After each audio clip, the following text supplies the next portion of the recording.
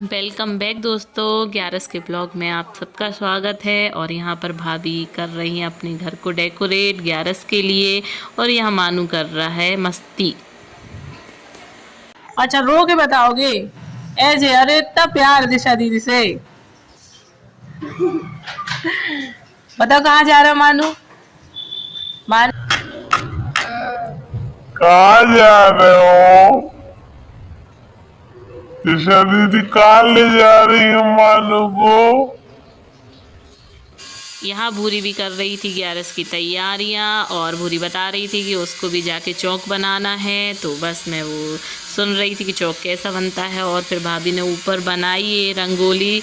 ये चौक ये ग्यारस के दिन बनता है। तो भाभी यहाँ पर बना रही थी काफ़ी देर से, 3 बजे से स्टार्ट कर दिए थे, 5 बज गए थे उनको बनाते बनाते। और देखो कितनी शिद्दत से वो बना रही हैं ये। अरे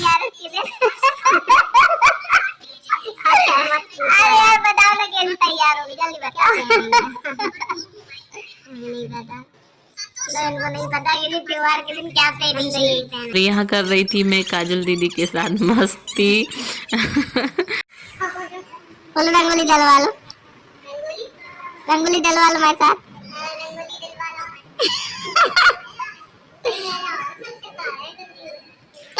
यहाँ हो चुका है मानू रेडी ग्यारस के फंक्शन के लिए। और देखो मैंने उसको आज साउथ इंडियन ड्रेस पहना दी है। कैसा लग रहा है आप सब बताइए कमेंट्स करके।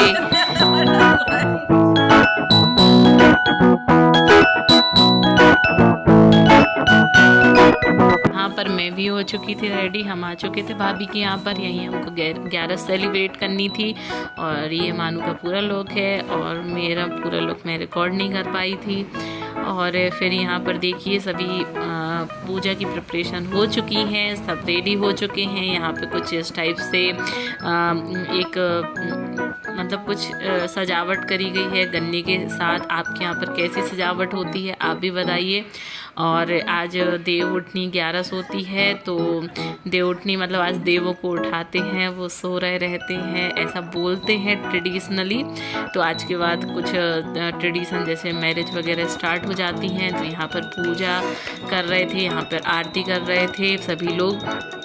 और फिर उसके बाद हम ये परिक्रमा दे रहे थे। ये जो मतलब पूजा के लिए जो स्थान बनाया था उसकी सभी परिक्रमा कर रहे थे। और ये पूजा का ही एक रिचुअल्स होता है, तो उसमें परिक्रमा करना ज़रूरी होता है। फिर धीरे से उसमें मैं भी इंक्लूड हो गई थी, मैंने भी परिक्रमा करी। भाभी कहने लगी करनी ही पड़ती है। तो बस उसके बाद हमने ये परिक्रमा करी। और फिर उसके बाद उन सभी ने अपने अपने जैसे मतलब रिचुअल्स के अकॉर्डिंगली ये भगवान जी को ऐसे उठा के झूला झुलाया था। और इसी बस ऐसी ही पूजा करते हैं। आप क्या कैसी पूजा करते हैं आप भी बताइएगा। और बस पूजा करने के बाद सभी लोग बस यहाँ पर पटाखे जलाने के लिए रेडी हो गए थे।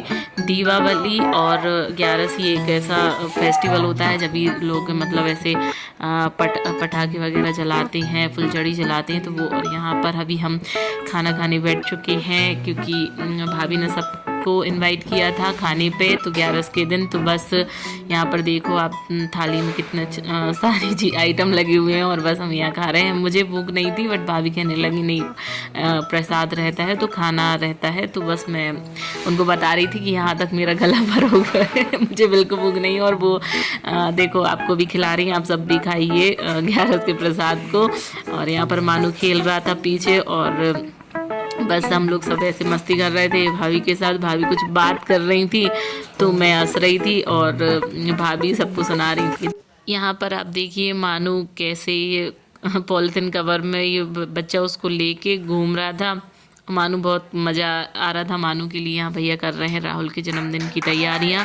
और ये आ चुका है केक और राहुल था बहुत हैप्पी और उस बर्थडे सेलिब्रेट कर रहे थे। देखो सभी कैसे मतलब एंजॉय कर रहे थे। और यहाँ पर बीच में मानू ये झाड़ू के साथ खेल रहा था, पता नहीं उसको ऐसे हैरी पॉटर बन के उड़ना था कि क्या करना था। और यहाँ पर किसी ने उसको लगा दिया था केक।